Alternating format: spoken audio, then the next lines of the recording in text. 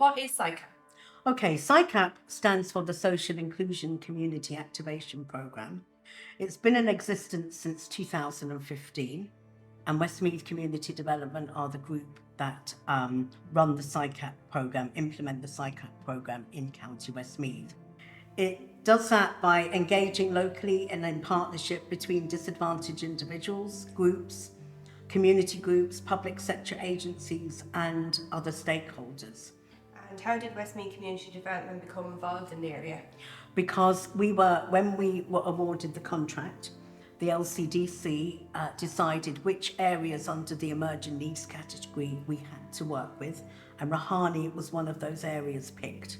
In January 2019, myself and my two colleagues drove out here, and I drove up the village, and I parked up the top of the village, and there was a pub, and the door was open, and see if there's anybody here. So walked in, knocked on the door, the front door was open, knocked on the second bit of door. The gentleman was behind the bar. I explained who we were, why I was there, what we wanted to do, and that we needed a room for, if we got a group together, they needed a room to meet. Anne and Sharon, they went and did a door knock around the two estates. The first meeting, that was very successful. And it took off from there, basically. They got their committee together, they elected their chairperson, their secretary, their treasurer. So at that stage, things were starting to grow. But when we come out here first, you would have been classed as in pre-development stage. So once we got the committee formed, that you would have been deemed then as becoming a group. So then what we did was we provided training on committee skills, on funding, and whatever other training you required. So at that point, you became known as capacity building. And now you're able to work collectively together. So you've actually moved into stage 3 because you're now in collective action. But I mean, we're very, very proud of the work that we've done with you, and also the work that you've done yourselves, because you're all volunteers. We totally understand the commitment of volunteers. I mean, it's just fantastic to look round the wall here and just see all your achievements. And I do really wish you the best of luck at the Pride of Place Awards in November.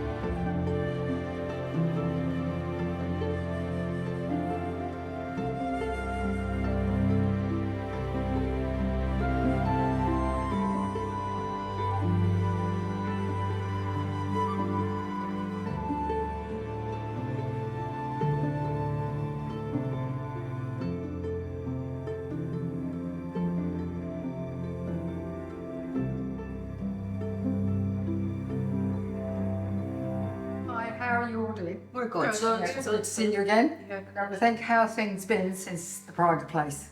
What you've been up to? Quiet. Yeah. Quiet, but I Very think busy coming up to it, but yeah, it was a tough time now. So Anne, can you talk a bit about how you become involved and come to that public meeting? Well, again, it was like talk in the village about a playground, and having 2 small kids thought was absolutely a brilliant idea.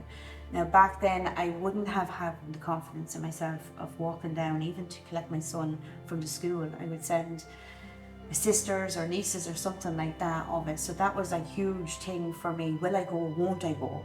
But I'd like to go to see if there is something going on in the village. I want to get involved, but I didn't have the courage really or the confidence to get involved. So I remember going down with my sister and my mum at the time, down into the Granite. And it was a nervous wreck kind of walking in, overthinking everyone was going to be there, oh God, why is she doing here? You know, that kind of thing. Right?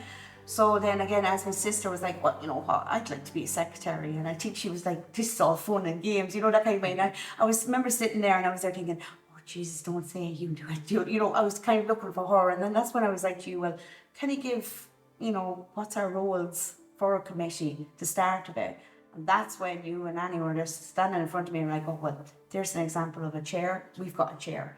I didn't know anything else about it. I was even going to Ashley and texting her and going, what does a chair do? What did I actually get myself into? You know, and I was there at that confidence scene of going, well, I'm not going to say no, I don't want it, because I didn't have the confidence saying no, thank you. I was just looking out for my sister there, you know, that kind of thing of it. But looking back at it now, I don't think I'd change it. So when you say that you just stayed on the estate, do you think you stayed on the estate, all of you? Did you think you kept your head under the radar because your local authority housing in a...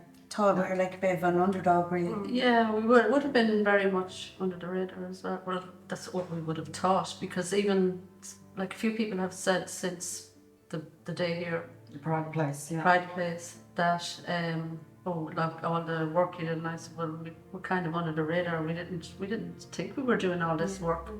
Why did you choose to be joint group? The fact that we've all been living in Raharney, from Raharney, and just, to me, it was just two estates. It was just, you know, I thought it was the best thing to do, because we were working for the good of each estate and the good of Raharney. One of the challenges that you might talk about is actually doing work on your own estate, how people perceive that. Did you have any difficulties? As Susan said, 28 houses in Ashcroft alone. There's an awful lot of different ideas thrown out there and that of it. Not everybody sees the better idea, you know, that kind of thing of it. As I said before, there was not all rainbow kind of thing of it.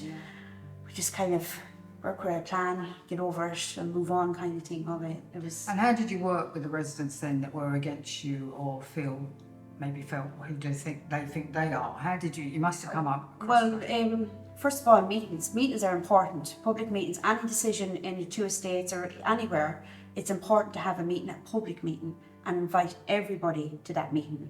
You go through the plan, everyone had their opinion of it. It went to the public meeting and this is what it is.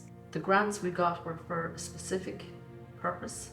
So if somebody thought that it should be for something else, they said, well, no, this is what we got this grant. It's for the pavilion, it's for the stones, it's for whatever. So that kind of helped as well, that, you know, that's the reason we got the grant. So that's the project that's on hand at the minute. I know you had training in committee skills and a funding workshop. Was that beneficial, or was the one-to-one work with the development worker more beneficial to set up the group and doing it the right way? What do you feel? I felt the one-to-one worked with me now on it. Don't get me wrong, the workshops were great. There was people that needed to refresh their skills and it was great to get them in as a workshop. I personally think the one-to-one was a great benefit. How do you think you would have done without the SICAP program? Would you achieve this? Would you have done it? No. No. I don't think we'd No. even be here. Yeah, no. As a committee yourself, there must have been internal struggles as well. Did you agree on everything? I wouldn't say it was bad, you know, or anything like that. If there wasn't disagreement, we all get together, stop the texting, get together, sit and we talk.